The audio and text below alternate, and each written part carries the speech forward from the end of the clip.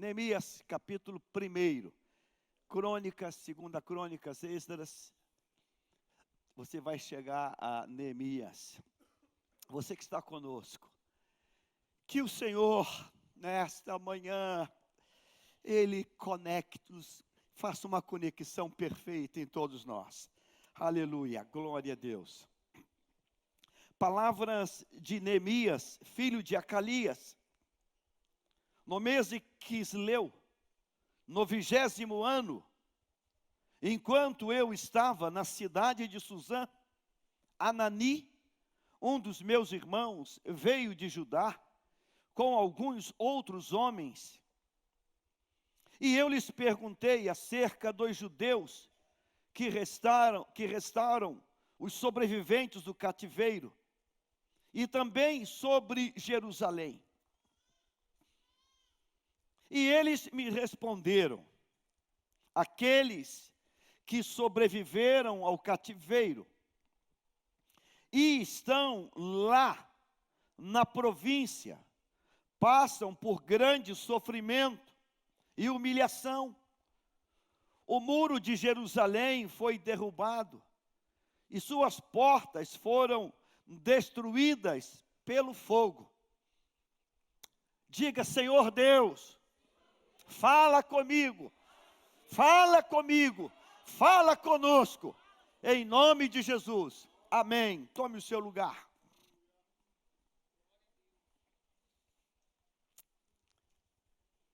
Esta semana Deus, mais uma vez, me deu um presente de voltar os olhos para este livro, livro de Neemias. E olhando esse texto, olhando essa narrativa sem pressa, com vontade de percustrar mais alguma coisa, algumas coisas pontuaram e despertaram a minha atenção. Neemias exerce um excelente cargo como o copeiro de um rei. Ele está profissionalmente, eu diria que ele está no topo da sua carreira profissional. Ele é a pessoa que foi honrada por Deus. É um estrangeiro servindo a um rei que não é um conterrâneo seu, um hebreu como ele.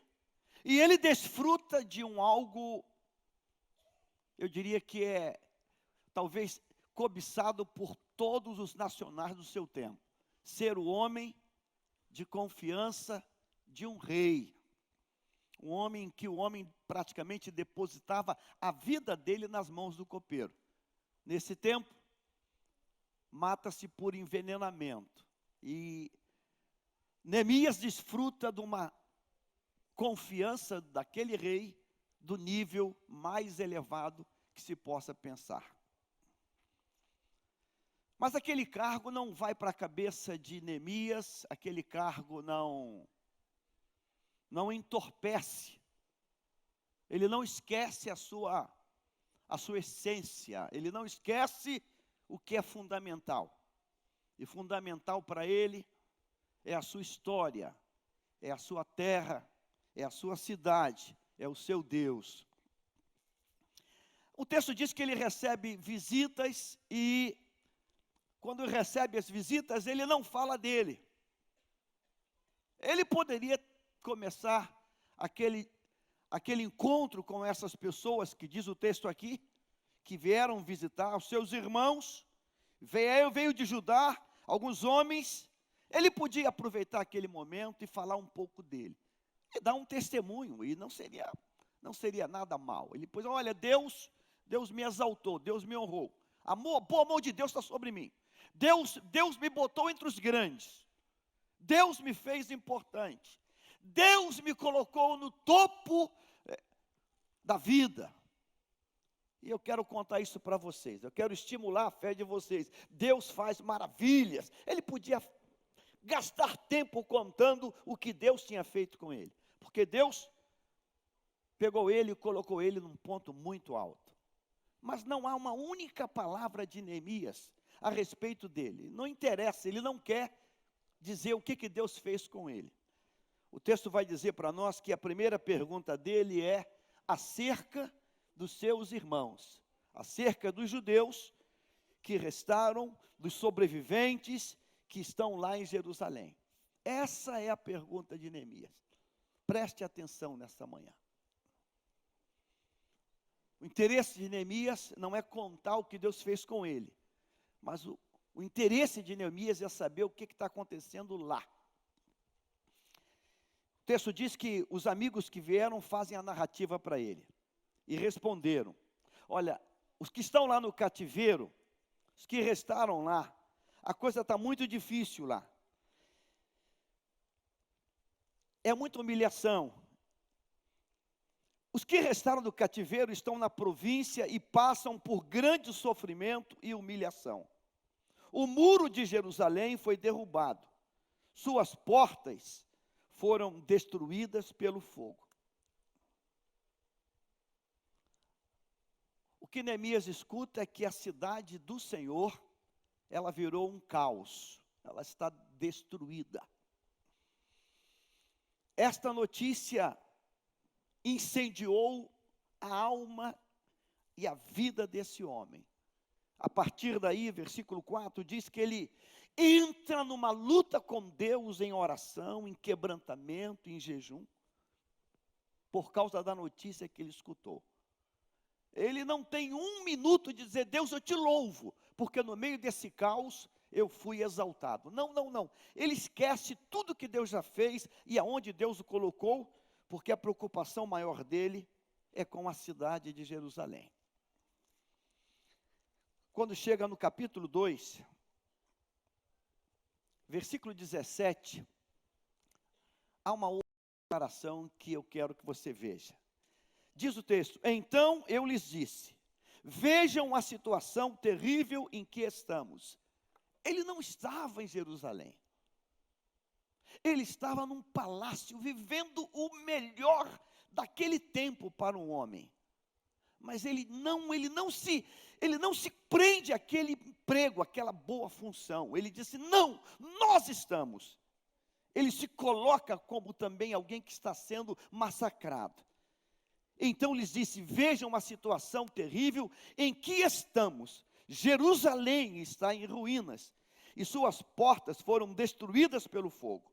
Venham, vamos reconstruir os muros de Jerusalém, para que não fiquemos mais nesta situação humilhante.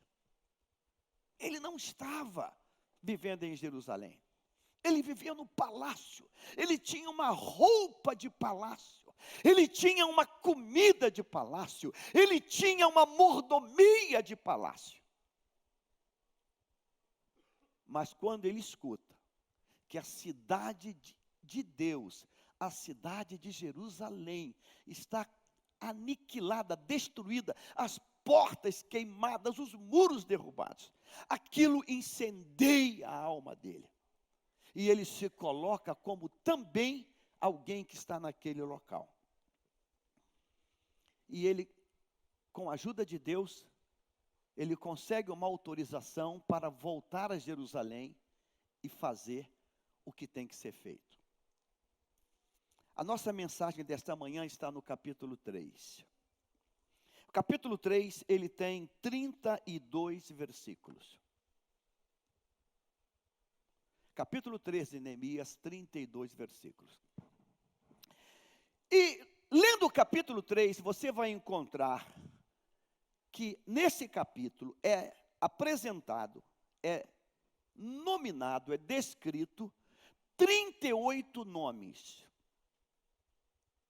38 nomes, 38 pessoas estão devidamente registradas no capítulo 3 de Neemias.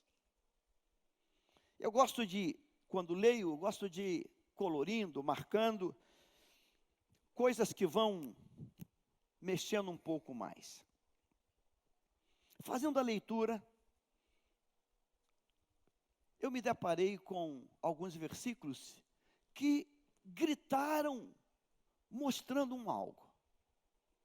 Ele começa o capítulo 3 assim: o sumo sacerdote Eliasibe e seus colegas sacerdotes começaram o trabalho e reconstruíram a porta das ovelhas. Eles a consagraram e colocaram as portas no lugar. Depois construíram um muro até a torre de Sem, que consagraram, e até a torre de Anael. Versículo 2. Os homens de Jericó construíram o trecho seguinte. Uau! Deus estava de maneira tão especial naquele projeto, que homens que não eram de Jerusalém, homens de outra cidade, Jericó, foram tocados por Deus para ajudar na obra. Que coisa linda, irmãos. Quando Deus está agindo, irmãos, até quem não está no mistério vai ajudar. Homens de Jerusalém vieram e também trabalharam. Isacu, filho de Enri, construíram logo adiante. Versículo 3, a porta do peixe foi reconstruída pelos filhos Azenar. Eles puseram os batentes e colocaram as portas e os ferrolhos e as trancas no lugar. Meremote, filho de Urias, neto de Acós, fez os reparos do trecho seguinte. Ao seu lado, Mesulão, filho de Berequias, neto de Mesezabel, fez os reparos. E ao seu lado, Zadok, filho de Baaná, fez também os reparos. O trecho seguinte foi reparado pelos homens de Tecoa. Tecoa não é Jerusalém. Deus tocou pelo Espírito em Jericó e vieram trabalhadores. Agora Deus toca em Tecoa e também vem trabalhadores. E os homens de Tecoa vieram e também. Aí, primeiro detalhezinho dessa obra, versículo 7, parte B. Mas os nobres desta cidade não quiseram se juntar ao serviço, rejeitando a orientação dos supervisores. Os nobres não quiseram. Mas sabe, irmãos, engraçado, nobres exercem influência, mas a influência dos nobres foi nula, porque mesmo pelo fato deles não desejarem se envolver, a obra continuou. Então a primeira palavra hoje é: a obra continua. Amém? A obra continua. A porta de Gesana foi consertada por Joiada, filho de Pazeia, e por Mesulão, filho de Bezodias. Eles puseram os batentes e colocaram as portas, os ferrolhos e as trancas no lugar. No trecho seguinte, os reparos foram feitos por Melatias de Gibeon e Jadom de Meronote. Homens de Gibeão e de Mispá, localidades que estavam sob autoridade do governador na província Trans-Eufrate. Olha quanta gente de fora que está sendo tocada por Deus para vir ajudar. Uziel, filho de Arias, um ourives, fez os reparos no trecho seguinte. Ourives trabalha com o quê? Com ouro. Mas o trabalho aqui não é trabalho de ourives, é trabalho de alvenaria, é pedra, é cimento, é obra, é construção civil. Mais uma verdade, não há ninguém que não seja capaz de botar a mão na obra de Deus. Pastor, é que eu sou militar, é que eu sou bancário, você não importa o que você seja, você é tudo isso lá fora. Aqui você bota a mão na massa. Você bota a mão na massa, você vai botar a mão na massa. Os ourives, eles botaram a mão na massa. E Ananias, um dos perfumistas. Perfumista faz o quê? perfume. Ele é um alquimista, ele trabalha com química, mas agora ele vai sujar a mão com pedra, com argamassa. Você pode botar a mão na obra. Aleluia por isso. Diga glória a Deus. Diga glória a Deus. Diga assim: o talento que Deus me deu, eu uso lá fora. E a minha dedicação como servo, na integridade aqui dentro. Aleluia. Aleluia. Aleluia. O texto vai continuar dizendo: Refaías, filho de Ur, governador da metade do distrito de Jerusalém, fez os reparos no trecho seguinte, versículo 9. Um filho de governador, uma autoridade, mas que também botou a mão na massa. Mas agora começa a nossa mensagem. A partir de agora, nós vamos ter 1, 2, 3, 4, 5 versículos que me fizeram parar e pensar. Versículo 10, coloque na tela. Você pode ler comigo? Ao seu lado, Jedaias, filho de Aramafe, fez os reparos.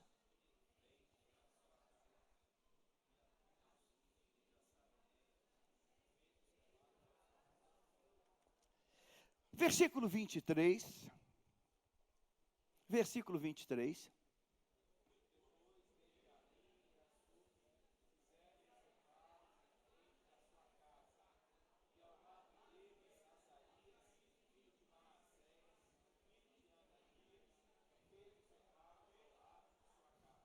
Versículo 28, 29 e 30. 28, 29 e 30.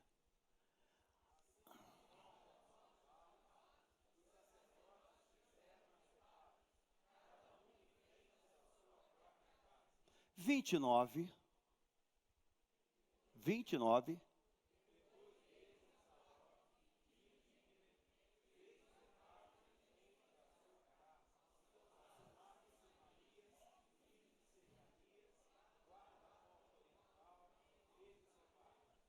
30.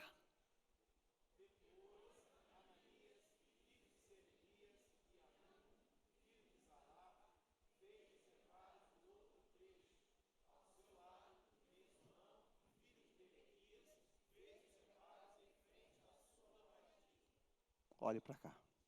Alguma coisa chamou a tua atenção? Alguma coisa chamou a tua atenção? Vamos voltar para o primeiro versículo que nós lemos e vamos sublinhar o primeiro versículo, capítulo 3, versículo 10. Coloque na tela 3 e 10. Grife essa expressão: fez os reparos em frente da sua casa. Depois, grife essa mesma afirmação em todos os outros versículos: o 10, o 23, o 28, o 29 e o 30.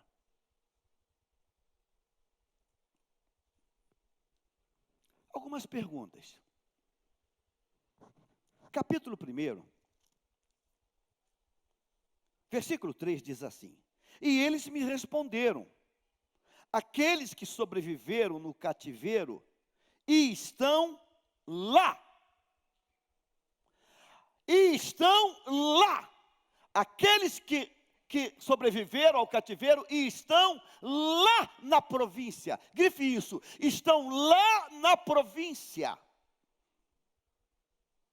Estão lá, vivem lá, moram lá, habitam lá, estão vivendo lá. Capítulo 3, versículo 10, diz o texto: ao seu lado, Jedaias, filho de Aramafe, fez os reparos em frente da sua. Que casa é essa? Que casa é essa? Eu não ouvi. Que casa é esta? É a casa de quem? Dele. A casa dele. Quem já foi a Israel sabe que é uma cidade não muito pequena. Ela é uma extensão grande de muro. Eu até posso aceitar que não há muita condição de, enquanto morador desta casa, de frente desse pedaço de muro, cuidar do muro da outra extremidade da cidade. Eu até posso aceitar que é quase que humanamente impossível. Pastor, eu moro no lado leste. Como é que eu vou poder ver a situação do muro do outro lado da cidade? Eu até posso aceitar. Mas isso não está na Bíblia por acaso. Diga, 38 pessoas trabalhando. Não foram apenas 38 foram as nominadas. Tem muito mais. Mas a Bíblia não deixaria isso aqui de graça. A Bíblia não iria investir em textos assim de graça. Versículo 23, coloca o 23. Depois, Benjamim e Hassub fizeram os reparos, o quê? Em frente da sua casa. E ao lado deles, Azarias, filho de Maséias, filho de Ananias, fez os reparos ao lado da sua, grife embaixo também, fez os reparos ao lado da sua casa. Pastor,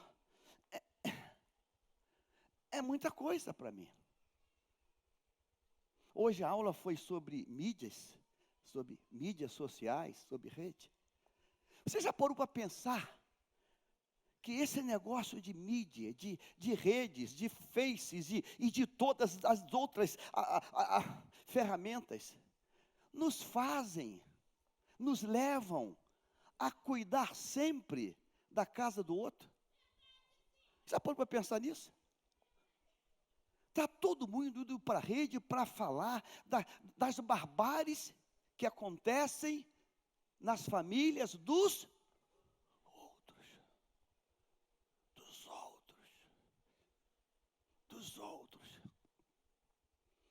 Eu também cometo esse pecado, não quero me colocar acima não. Essa semana eu pequei, vendo lá a notícia da Copa lá, está lá, Neymar levou o barbeiro e o cabeleireiro para a Rússia. Eu falei, meu Deus, quanto custa uma maluquice dessa? Eu ia em qualquer boteco lá e fazia o cabelo lá. O cara... Aí eu falei, hã? Ela também leu? Levou o cara que corta e o cara que pinta. Jesus, eu falei, Jesus, hotel 5 estrelas, passagem de avião, até o final da Copa. Eu levava um Presto Barbe, fum. Irmãos, o meu coifé passou para a eternidade, era o Mário. Agora eu tenho um outro ali, que é o Frank. É 10 prata, meu irmão. 10 pila. É máquina 2, ó. Vapo, fica pronta. Mas a gente gasta tempo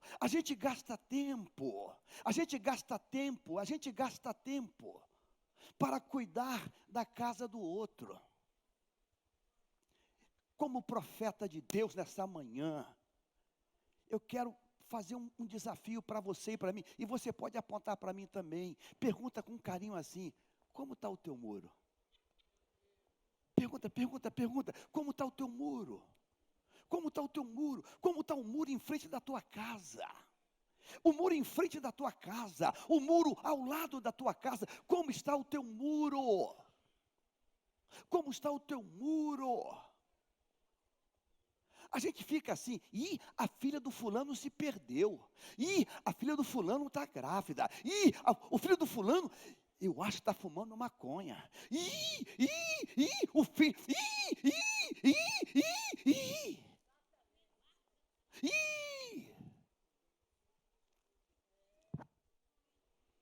Ei!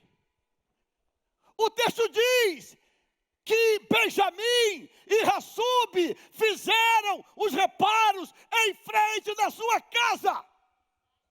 E eu fico pensando, se Deus não levantasse Neemias, quanto tempo mais os muros ficariam destruídos? Foi preciso que Deus tocasse Neemias num palácio, abandonasse tudo, para ir para Jerusalém, para que alguma coisa começasse a acontecer. Capítulo 3, versículo 28, coloca o 28. Acima da porta dos cavalos, aí a coisa fica pior. Grife com outra expressão. O quê? Eu não entendi. O quê, Dário? Eu não entendi. Grife, por favor, grife os sacerdotes com outra cor. Você acha que o problema é só no meio do povo? Você acha que é só embaixo? Você acha que é só embaixo? Não é só embaixo, não. Não é só, a espada que corta para lá, corta para cá. Os que fizeram os reparos, cada um em frente. Grifa isso, pô. Cada um em frente da sua própria. Irmãos, a igreja é o que o pastor é. E o ministério é o que o líder é. Não foi um sacerdote. O artigo está no plural. É o quê? É o quê? Os.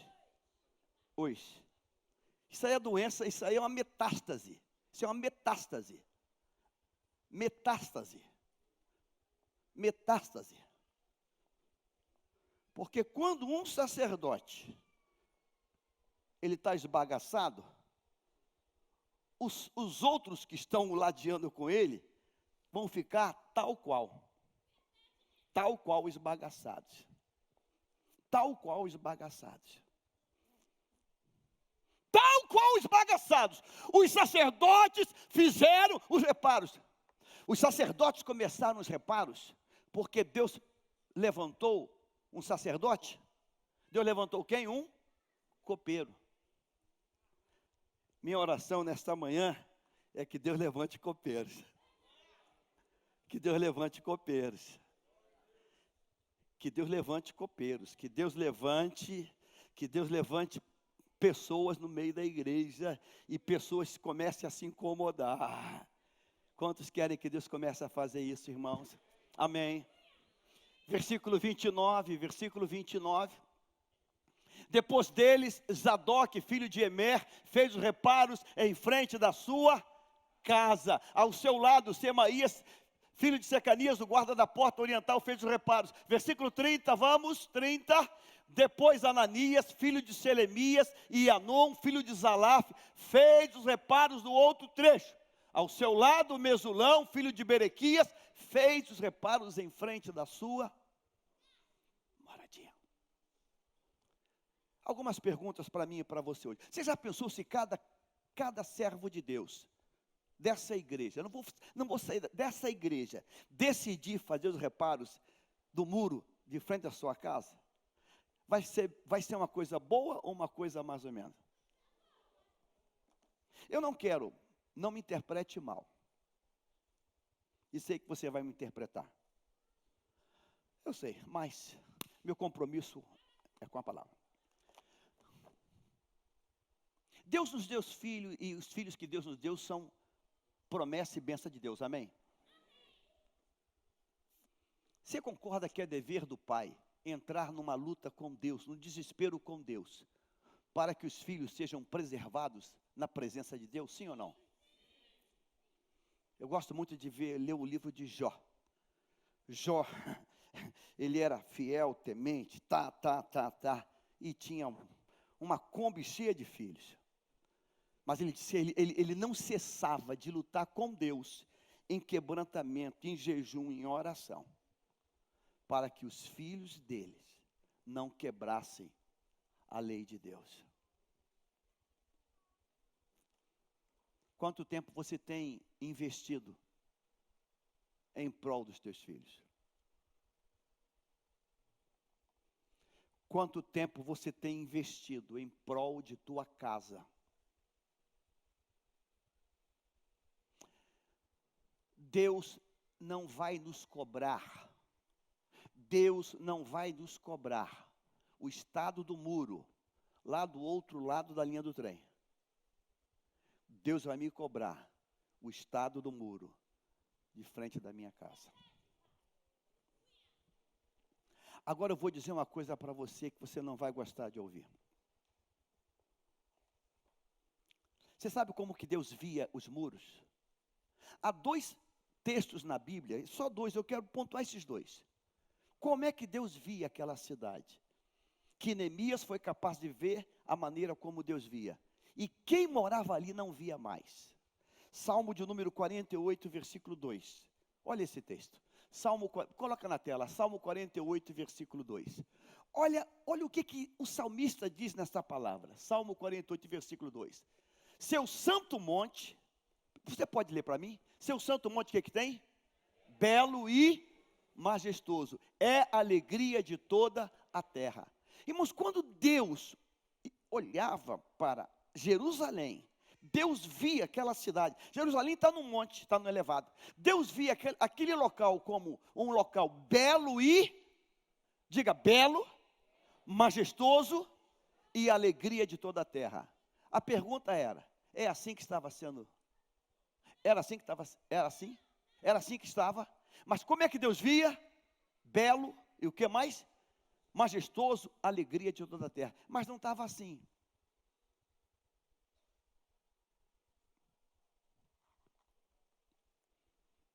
Deus vê a tua família como um algo belo, majestoso e cheio de alegria. É assim que está? Não? Então você vai dizer, Deus restaura a identidade original. Deus restaura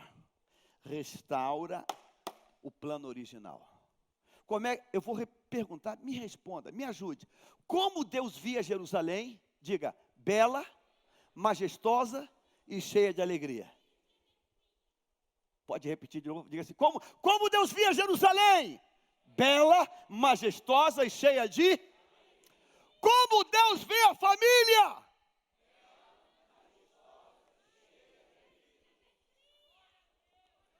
Diga assim, Senhor Deus, restaura o plano original.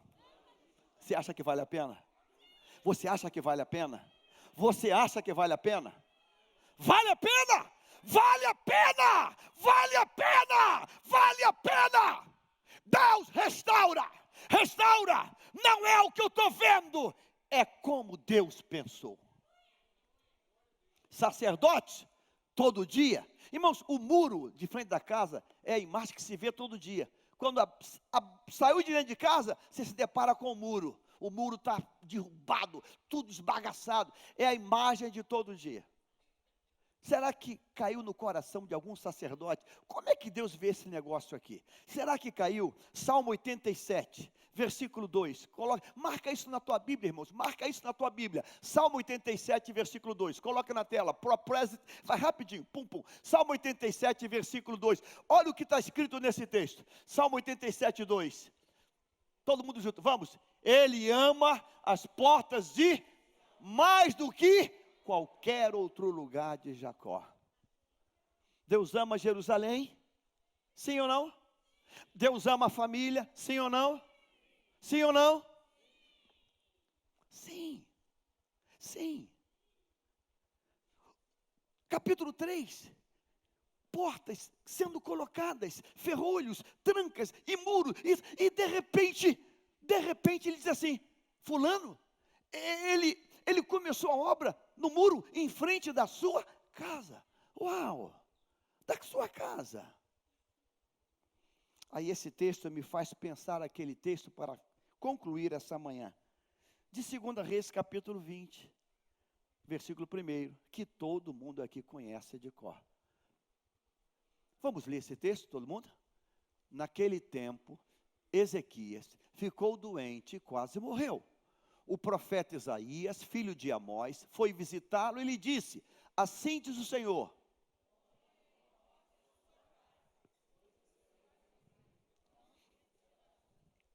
Irmãos, se o muro está esbagaçado, Como está dentro de casa? Hã? Você quer conhecer uma casa? Você conhece a casa pelo quintal. Você não ouviu nem o que eu falei. Você quer conhecer uma casa? Você conhece uma casa pelo quintal. Pelo quintal você conhece a casa. Pela entrada você conhece a casa. Pela entrada você conhece a casa. Já foi visitar alguém que você não acha o número? Procura. Fulano, não achei o número. Não, é que está sem número. Quer um conselho? Nem entra. Conversa na porta mesmo. Não vale a pena entrar, não. Se a casa não tem nem número. Se não tem nem número. Não vale a pena entrar, não. Você conhece logo do lado de fora. Quem já foi ao Egito se assusta com uma coisa. Irmão, você sabia que no Egito as pessoas jogam lixo pela janela? Aí você passa e você vê nas marquises, irmãos, pilhas de lixo. E quem nunca foi leva um susto. Mas o que é isso? Não, é que as pessoas jogam lixo pela janela. E vai amontoando nas marquises das casas. Outra característica do Egito: as pessoas não embolsam por fora.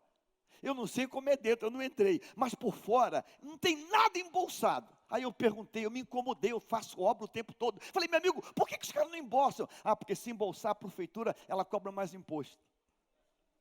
Então o pessoal não embolsa, porque para todos os efeitos ainda está em obra. Eu nem quis perguntar como é lá dentro, irmãos, porque dá nojo.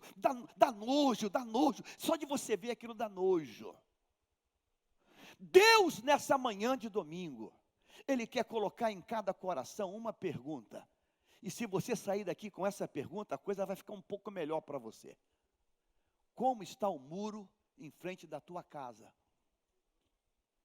A aula de hoje foi mídia, foi redes, foi internet. Muro é proteção. Muro é proteção.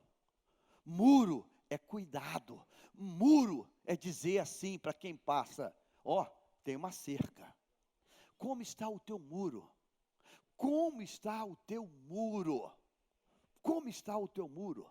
Estamos tratando agora no campo de Bom Sucesso, no campo que Deus me confiou para pastorear numa congregação, o desespero de uma mãe que diz assim: pastor, socorro, ajude.